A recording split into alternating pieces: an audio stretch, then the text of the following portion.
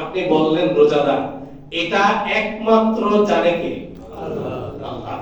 তাহলে এই তাকওয়ার সবচেয়ে বড় দৃষ্টান্ত হচ্ছে এবং তাকওয়া অর্জন করার সবচেয়ে বড় মাধ্যম হচ্ছে সিয়াম, রোজা। বুঝে আসছে কথা? আল্লাহ তাআলা পবিত্র রমাদানুল মুবারক ব্যাপারে কুরআনুল কারীমের মধ্যে একটি গুরুত্বপূর্ণ একটি আয়াত নাযিল করেছেন। এর পূর্বে আমাদের এই রমজান আসন্ন, মুমিনদের কার্যক্রম হচ্ছে মুমিনরা এই পবিত্র রমাদানুল মুবারক আসার উপলক্ষে তাদের প্রস্তুতি নেওয়া এবং সমস্ত দুনিয়াবি যত ব্যস্ততা আছে এই ব্যস্ততাকে কিছুটা সীমাবদ্ধ করে নিয়ে আসা, সংকীর্ণ করে নিয়ে আসা, যাতে করে পবিত্র রমাদানুল মুবারকে রোজা রেখে নামাজ পড়ে এবং রমাদানের যে হক গুলো আছে যেভাবে রোজা রাখতে হবে এইভাবে রোজা রেখে আল্লাহ তাআলাকে সন্তুষ্টি করার মাধ্যমে নিজের অন্তরকে কলুষ মুক্ত করা, এটাই হচ্ছে রমজানের পবিত্র দাবি। কিন্তু দুঃখজনক হলেও সত্য যে আমাদের এক শ্রেণী যারা আছে ব্যবসায়ী, তারা মজুদদারিতে ব্যস্ত। যেমন রমাদান আসার আগে চিনির দাম, তৈলের দাম, বুটের দাম, এগুলোর দাম বাসরা কমছে করে দিয়েছে। তারা মজুদদারিতে ব্যস্ত। রমজান হচ্ছে ব্যবসার এটা উর্বর একটি মাস তাদের নিকটে। আবার আমাদের খরিদ্দার যারা আছে তারা মনে করি যে রমাদানুল মুবারকে বেশি বেশি খেতে হবে, অনেক বাজার করতে হবে, ভালো ভালো খেতে হবে। এই কারণে আমাদেরও কিছু প্রস্তুতি থাকে। হ্যাঁ, ভালো খাওয়া অবশ্যই, রমাদানুল মুবারকের খাবারের কোনো হিসাব নেই রোজাদারের, তো অবশ্যই ভালো খাবেন। তারপরেও যেন খাবারের পিছনে, বাজারের পিছনে, এগুলো গোছগাছ করার পিছনে আমার সময় ব্যয় না হয়ে যায়। তাহলে চলুন আল্লাহ তাআলা কোরআনুল কারীমের মধ্যে কি বলেন। আল্লাহ তাআলা কোরআনুল কারীমে বলেন, ইয়া আইয়ুহাল্লাযীনা আমানু, হে ঈমানদারগণ, কুতিবা আলাইকুমুস সিয়াম, তোমাদের উপরে রোজাকে ফরজ করা হয়েছে, কামা কুতিবা আলাল্লাযীনা মিন ক্বাবলিকুম, যেভাবে তোমাদের পূর্ববর্তীদের উপরেও রোজা ফরজ করা হয়েছিল, লাআল্লাকুম তাত্তাকুন, এটার একমাত্র উদ্দেশ্য হচ্ছে যাতে করে তোমরা তাকওয়া অর্জন করতে পারো। এই আয়াতের মধ্যে আল্লাহ তাআলা তিনটা মেসেজ দিয়েছেন। এক নাম্বার, ইয়া আইয়ুহাল্লাযীনা আমানু কুতিবা আলাইকুমুস সিয়াম, হে ঈমানদারগণ, তোমাদের উপরে রোজাকে ফরজ করা হয়েছে। এই জিনিসটা শুনে আমাদের মুমিনরা যেন ঘাবড়ে না যায়, আমাদের মুমিনরা যেন ভয় পেয়ে না যায় যে রোজা এটা খুব নতুন জিনিস, এটা মনে হয় খুব কষ্টকর। কি বলে, মানে যে জিনিসটা নতুন, আগে কোনো সময় আপনার অভিজ্ঞতা নেই, এই জিনিসটার ভিতরে ইনভলভ হন, আপনি যদি সেখানে নিয়োগ হন, সেই জিনিসটা আপনি সমাধান করতে যান, আপনার কাছে কঠিন লাগবে না সহজ লাগবে? কঠিন লাগবে। এখানে আল্লাহ তাআলা বলতে চাচ্ছেন যে তোমাদের উপর রোজাকে ফরজ করা হয়েছে, তবে টেনশনের কারণ নেই।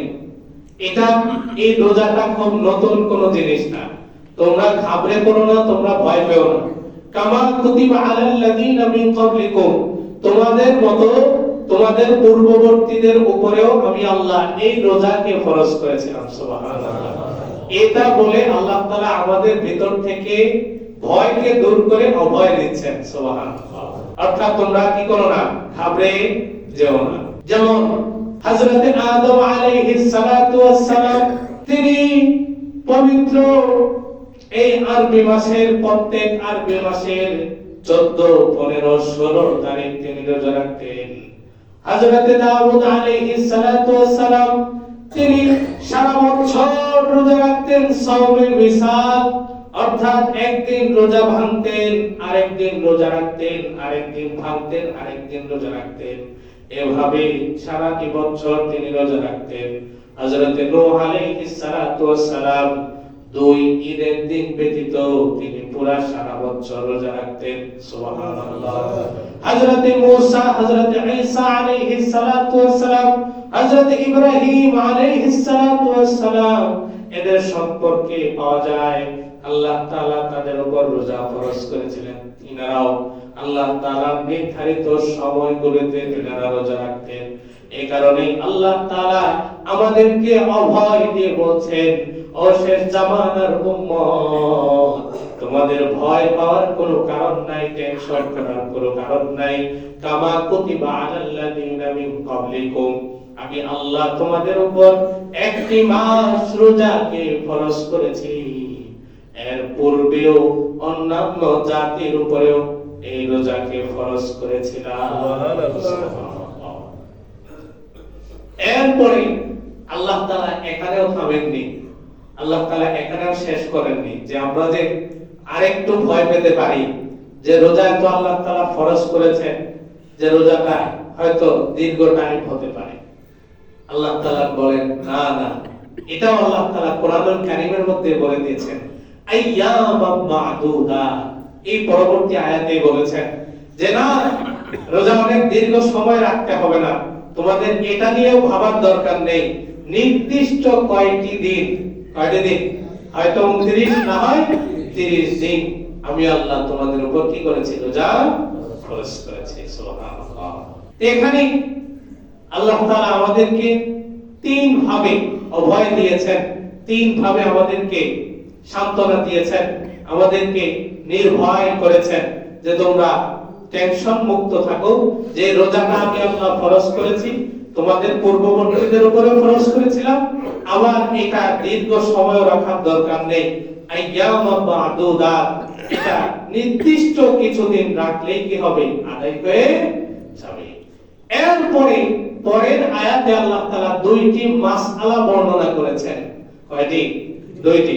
আল্লাহ তাআলা পরবর্তী আয়াতের মধ্যে বলেন ফামান কানা মিনকুম মারিয়াদান আও আলা সাফার, তবে হ্যাঁ, তোমাদের মধ্য থেকে যারা মারিদ অর্থাৎ অসুস্থ থাকো, কি থাকো, অসুস্থ থাকো, যে অসুস্থতার কারণে রোজা রাখতে কি নয়, তোমরা সক্ষম নয়, এই একটা কারণ। দ্বিতীয় কারণ হচ্ছে আও আলা সাফার, অথবা যদি তোমরা কি থাকো, সফর অবস্থায় থাকো, রোজা রাখা তোমাদের জন্য কষ্টদায়ক হয়, তোমরা কি করতে পারবে, রোজা ভাঙতে পারবে।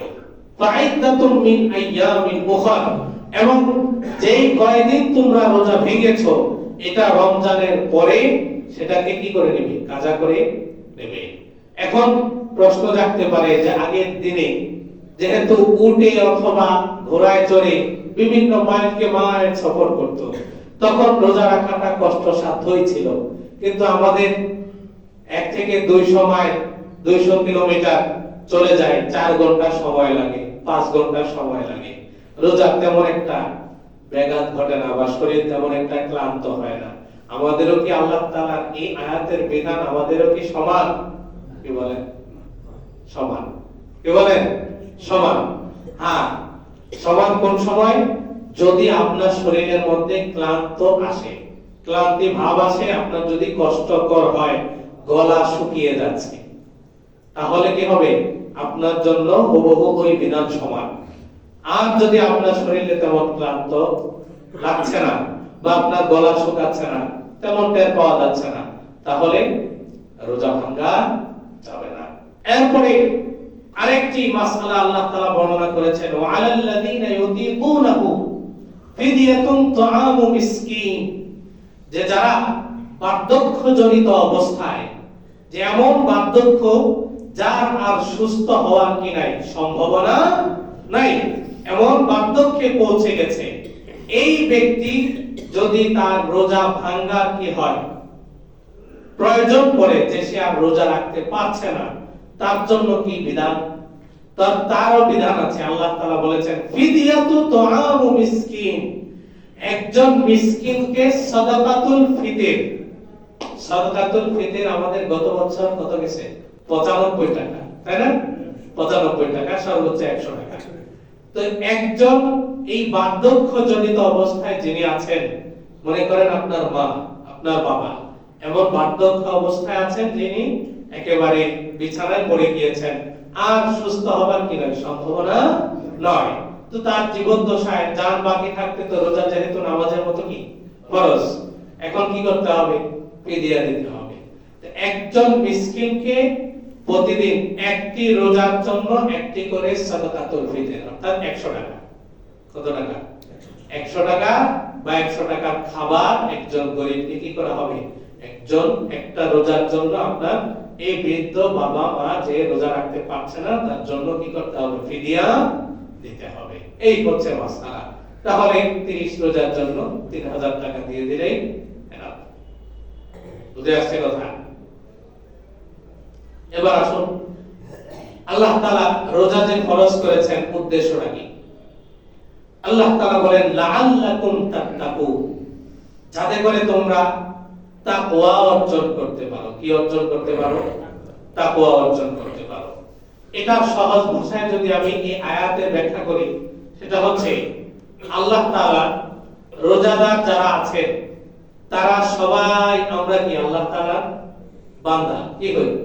বান্দা। এই রোজা রাখার মাধ্যমে আল্লাহ তাআলা বান্দার সম্পর্কটাকে বন্ধুর উপর উন্নীত করতে চান। সুবহানাল্লাহ। কি বললাম? বান্দার সম্পর্কে কোথায় উন্নীত করতে চান?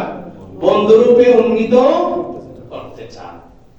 এইজন্য বলছেন লাআল্লাকুম তাত্তাকুন, যাতে করে তোমরা তাকওয়া অর্জন করতে পারো।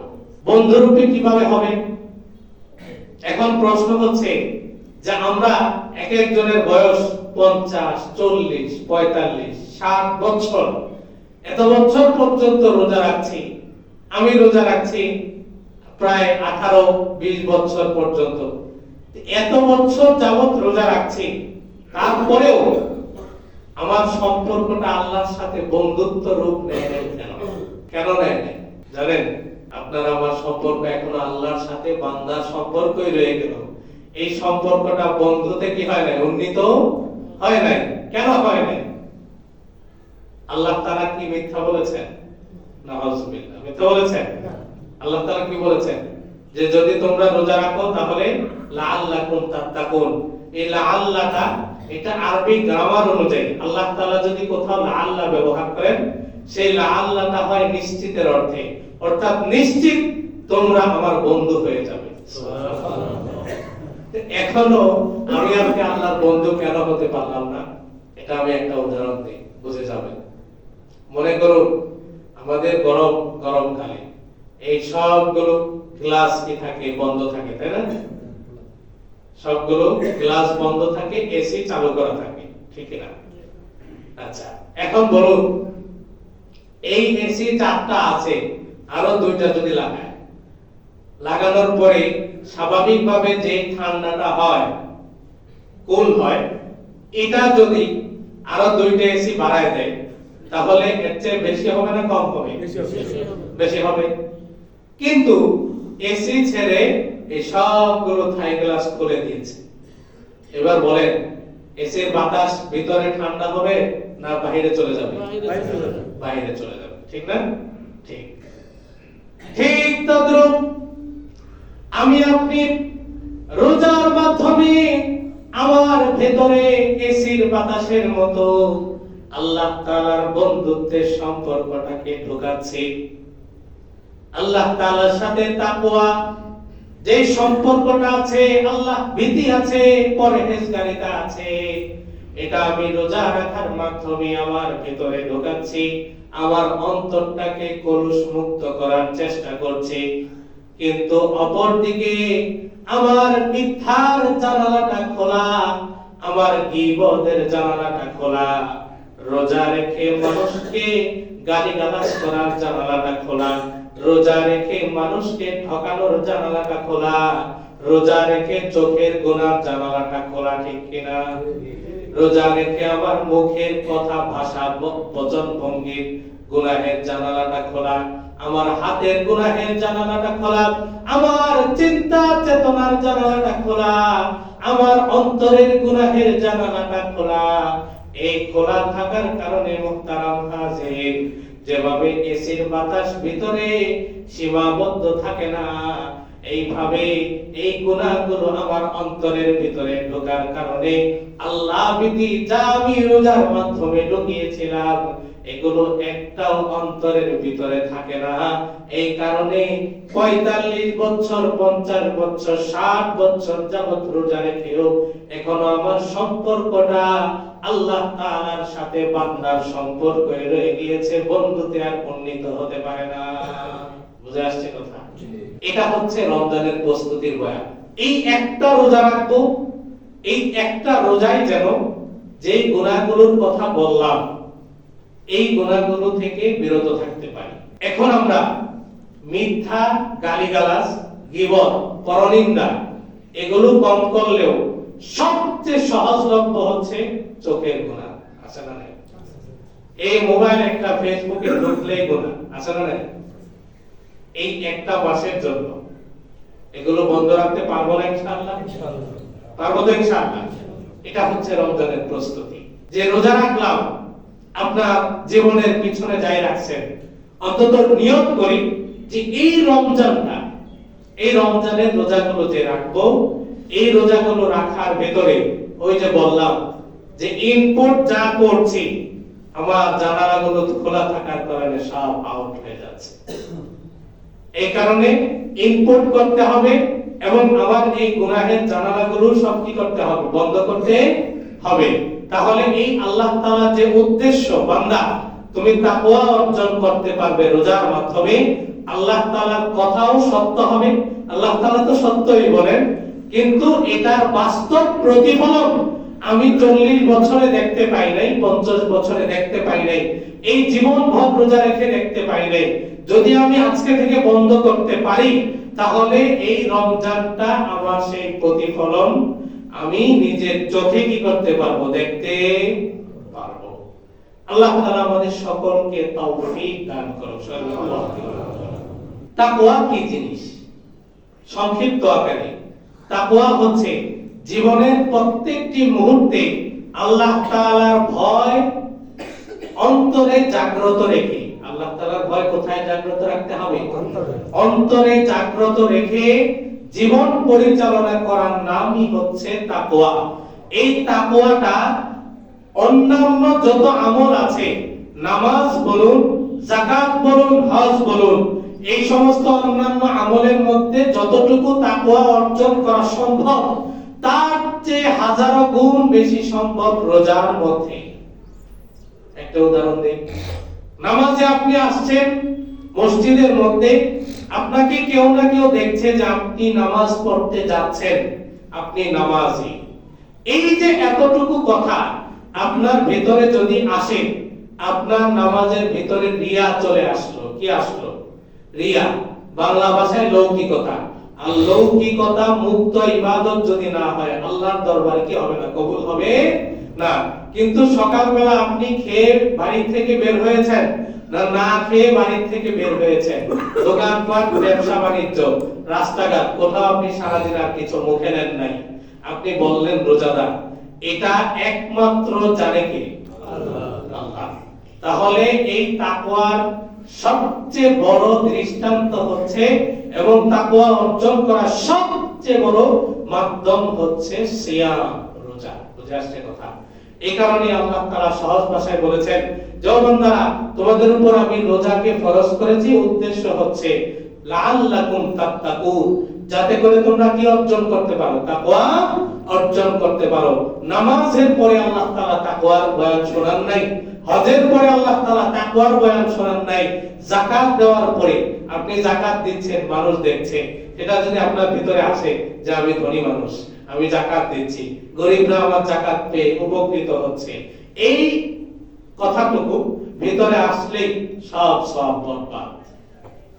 এজন্য আল্লাহ তাআলা এই রোজার মাধ্যমে তাকওয়ার গুরুত্ব এবং আমার ভিতরে যেন আল্লাহ ভীতি, একমাত্র এই রোজাটা আল্লাহর জন্যই রাখছি, এটা আমাকে আল্লাহ তাআলা কি করতে চাচ্ছেন? শিক্ষা দিতে চাচ্ছেন যে বান্দা রোজা যেমন ভাবে আমার জন্যই শুধু রাখো, ঠিক তোমার দৈনন্দিন অন্যান্য আমলগুলো যেন একমাত্র আমাকে খুশি করার জন্যই হয়ে যায়। এই কারণে আমি একটি মাস তোমাদের এই শিক্ষাটা দিব, যাতে করে তোমরা বাকি 11টি মাস একই শিক্ষার উপরে তোমরা কি করতে পারো? চলতে পারো। আল্লাহ তাআলা আমাদেরকে তৌফিক দান করুন। একটি ছোট্ট একটি উদাহরণ দেই। তাকওয়া কি জিনিস? যে আল্লাহ তাআলা, শুধুমাত্র আল্লাহ তাআলার ভয়ে যদি আমার কাজটা হয় তাহলে এটাই হবে তাকওয়ার অনন্য দৃষ্টান্ত। হযরত ওমর রাদিয়াল্লাহু তাআলা আনহু তিনি যখন রাষ্ট্রপ্রধান, অর্ধ দুনিয়ার বাদশাহ, তিনি একদিন সাধারণ প্রজাদের ভেষে তিনি ঘুরতে বের হলেন, সফরে বের হলেন। তার প্রজাদের কি অবস্থা তিনি পর্যবেক্ষণ করতে বের হলেন। যেতে যেতে যেতে যেতে একটি বালুকাময় মরুভূমি, এরপরে পাহাড়, ওই পাহাড়ের মধ্যে ঘাস গাছালি রয়েছে। সেখানে এক রাখালকে দেখলেন যে কিছু বকরির পাল নিয়ে এসে সেখানে সেগুলো চড়িয়ে বেড়াচ্ছে। এবার সেই রাখালকে জিজ্ঞাসা করলেন, প্রচন্ড রোদের উত্তাপ, উত্তপ্ত মরুভূমির সেই বালুকণাগুলো জ্বলজ্বল করছে। প্রচন্ড গরমের মধ্যে হযরত ওমর রাদিয়াল্লাহু তাআলা আনহু একা একা ছদ্মবেশে ওই রাখালকে গিয়ে জিজ্ঞাসা করছে, ও রাখাল, আমার তো প্রচন্ড ক্ষুধা পেয়েছে, প্রচন্ড তৃষ্ণা পেয়েছে, আমার পানি পান করা দরকার। আশেপাশে মরুভূমি, পানির কোনো ব্যবস্থা নেই, তুমি কি আমার উপকার করতে পারো? রাখাল ছিল আল্লাহ ভীরু, পরহেজগার। রাখাল বলল, হে ব্যক্তি, আপনাকে আমি কিভাবে উপকার করব বলুন। এবার হযরত ওমর ছদ্মবেশে তাকে বলছে যে তুমি, তোমার অনেকগুলো ছাগল দেখা যাচ্ছে যেগুলো গাভীর, তুমি সেখান থেকে একটা ছাগল থেকে তুমি দুধ দহন করে আমাকে দাও, আমি সেটা পান করে আমি তৃষ্ণা মেটাই। কে বলতেছেন? হযরত ওমর রাখালকে বলছে। এবার রাখাল বলছে, হে আগন্তুক, তুমি কোথা থেকে আসছো জানি না, এই যে ছাগলের যে মালিক আছে, এই মালিক আমাকে শুধুমাত্র ছাগলগুলো দেখাশোনা করার জন্য, ছাগলকে ঠিক মতো খাবার খাওয়ানোর জন্য মাঠে চড়ানোর দায়িত্ব দিয়েছে। এই ছাগল থেকে দুধ পান করা, দুধ দহন করার সেই অনুমতি আমাকে দেয় না। সুবহানাল্লাহ। এবার হযরতে ওমর ছদ্মবেশে এবার রাখালকে ধোঁকা দিচ্ছে। রাখালকে একটু ঘুরিয়ে বলছে যে, ও রাখাল, তোমার মালিক তো এখানে উপস্থিত নেই, দাও না একটু দুধ দহন করে, আমি কিছু তোমাকে টাকা দিব, আমিও তৃষ্ণা মিটাবো এবং তুমিও কিছু আর্থিক উপকৃত হলে। এবার রাখাল বলছে, হে আগন্তুক শোনো, তুমি কার ভয় দেখাচ্ছ? এখন আমার মালিক নেই, কি হয়েছে? এখানে তো মালিক আমাকে এতগুলো ছাগল আমাকে গনে গনে দিয়েছে, একটা ছাগল যদি কমে যায় আমি মালিকের কাছে কি জবাবদিহিতা করব? বুঝতে পারছেন? এবার হযরত ওমর আবার বলছেন যে, তুমি তোমার মালিককে গিয়ে বলবে যে বাঘ এসে একটি ছাগল নিয়ে গিয়েছে। এবার হযরতে ওমরের সামনে ওই রাখাল যে উত্তর দিয়েছিল, এই উত্তরটাই হচ্ছে আমাদের রাখাল নয়, আমাদের এলিট শ্রেণীর সহ সমগ্র মুসলিম উম্মার জন্য শিক্ষণীয় বিষয়। ওই রাখাল একটি উত্তর সেই হযরত ওমরকে দিয়েছেন যে, হে আগন্তুক শোনো শোনো শোনো, আমি না হয় বললাম যে আমার একটি ছাগল বাগে ধরে নিয়ে গিয়েছে, কিন্তু তুমি উত্তর দাও। ওই রাখাল হযরত ওমরকে বলতেছে, তুমি উত্তর দাও, ফাআইনাল্লাহ, আল্লাহ কোথায়? আল্লাহু আকবার। আল্লাহর চোখ থেকে যদি ফাঁকি দিতে পারো, যদি তুমি আমাকে আল্লাহর সেই কুদরতি দৃষ্টির আড়ালে নিয়ে যেতে পারো, তাহলে জেনে রেখো আমি তোমাকে দুধ দহন করে খাওয়াবো। আর যদি আল্লাহর দৃষ্টিকে ফাঁকি দেওয়া না যায়, তাহলে আগন্তুক শুনে রাখো, আমি আমার এই যে রাখালগিরি করছি, এই ছাগলগুলোকে পাহারা দিচ্ছি, সেটা শুধু আমার মনিবের দায়িত্ব দেওয়া নয়, সেটা আমার এই মনিবের পক্ষ থেকেও নয়, এই দায়িত্বটা আল্লাহর পক্ষ থেকে আমার একটি হালাল উপার্জনের মাধ্যম। সুবহানাল্লাহ, আল্লাহু আকবার। এই ছিল হযরত ওমরের রাষ্ট্রের রাখালের অবস্থা। আর সাধারণ জনগণের অবস্থা তো পরে। আর আমাদের অবস্থা, 5 ওয়াক্ত নামাজ পড়ি, সুদ খাচ্ছি, এবং এই সুদ কিছু মনে করছি না। এক আজব কাহিনী শোনাবো, আমার সাথে ঘটেছে। আমার কাছে একজন মাসলা দিয়েছে, হুজুর ব্যাংকের মধ্যে যে ইন্টারেস্ট আছে, এই ইন্টারেস্টটা যদি জাকাত দিয়ে দিই, নাউজুবিল্লাহ ধরে পড়ে কি করবে? জাকাত দিবে। মাসলা জিজ্ঞেস করছে। এই হচ্ছে মুমিনের অবস্থা। আল্লাহ তাআলা মাফ করুন। ব্যাংকের ইন্টারেস্ট এটা কোন প্রকার সওয়াব ব্যতীত, সওয়াবের আশা ব্যতীত একেবারে গরিবকে দান করে দেওয়া যায়, সওয়াবের আশা ব্যতীত। অথবা মসজিদ মাদ্রাসা দ্বীনি কল্যাণের বাথরুম তৈরি করতে হবে, মাদ্রাসা মসজিদের কোন ইটও কিনা যাবে না।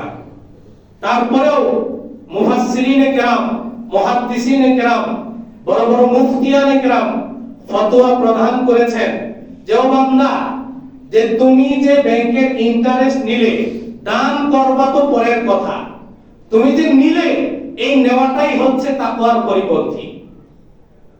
বুঝে আসছে কথা? যে আপনি সওয়াবের আশা ছাড়া কোথাও দিয়ে দিলেন, মসজিদ মাদ্রাসার বাথরুম করতে দিয়ে দিলেন, ঠিক আছে, কিন্তু আপনি গ্রহণ করলেন কেন? এই আপনি কোথাও দিলেন সেটা ঠিক আছে, সওয়াবের নিয়ত করলেন না, কিন্তু আপনি আপনার হাত দিয়ে তো দিলেন। এই নেওয়াটাও তাকওয়ার পরিপন্থী। এজন্য খুব সতর্ক। এত সহজ নয়। আল্লাহর দরবারে নামাজ কবুল হয়ে যাবে, দোয়া কবুল হয়ে যাবে, এত সহজ নয়। আল্লাহ তাআলা আমাদের সকলকে হালাল টাকা দিয়ে ইফতার করা, হালাল টাকা দিয়ে সাহরি খাওয়া এবং হালাল উপার্জন দিয়ে রমাদানুল মুবারক পুরাটা পালন করা এবং আমাদের সমস্ত প্রকার গুনাহ থেকে পরিহার করার, রমাদান আসার আগে এই যা বললাম এই সমস্ত গুনাহগুলো পরিহার করে আল্লাহ তাআলার সাথে আমার সম্পর্কটাকে, বান্দার থেকে আমার সম্পর্ক যেন বন্ধুরূপে উন্নীত হয়, সেইভাবে প্রস্তুতি নেওয়ার তৌফিক, সেই মন মেজাজ এবং সেই সুযোগ, সেই সামর্থ্য, সেই পরিবেশ আল্লাহ তাআলা যেন আমাকে তৈরি করে দেন। সেজন্য সকল বলি আল্লাহুম্মা আমিন। ওয়া আখির দাওয়ানা আলহামদুলিল্লাহি রাব্বিল আলামিন।